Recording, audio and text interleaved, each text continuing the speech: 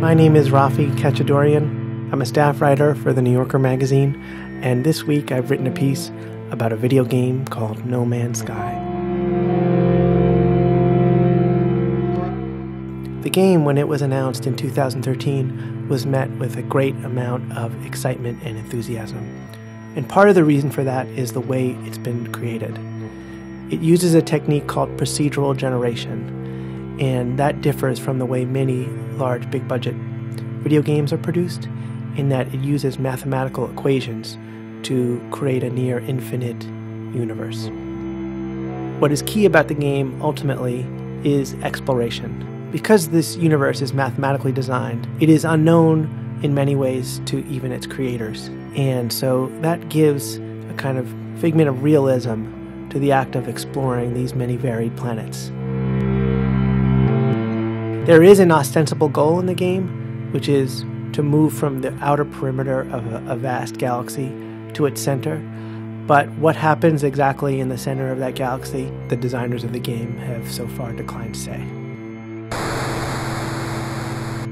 So procedural generation has been around for a very long time as a technique of game design, and one of its virtues is that it is a very economical way of producing graphical visual images. And an early usage of the technology was for a game called Elite, and in many ways Elite was a predecessor to No Man's Sky in that it created a vast cosmos that players could explore, knowing in some sense that the things that they found within it were new because they were being created by equations and not, in a very narrowly sense, scripted by human beings.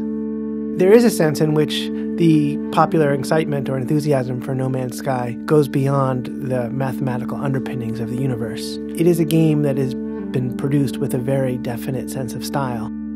When the designers of No Man's Sky began to think very early on about what the game would look like, they had a very clear sense that graphics in games should be tactile, almost like a treasured toy from your childhood.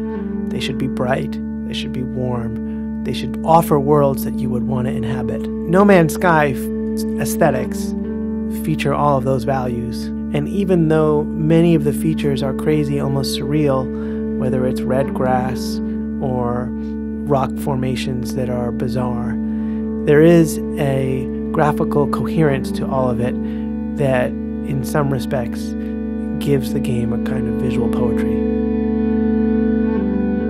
It takes a certain amount of confidence to veer from hyperrealism, and you can see it in comparison to some of the other anticipated and popular space games that are out at the moment. Currently, there's a very large space game called Star Citizen that is under development, and the way in which the game portrays space is very realistic, but also quite cold. Elite Dangerous is another game, and it also uses procedural generation, but it too portrays space in impersonal terms.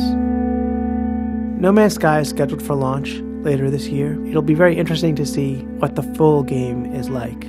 Currently, what's been made public are examples of worlds that have been compiled into small trailers, but beyond that, there is nearly an entire universe to explore.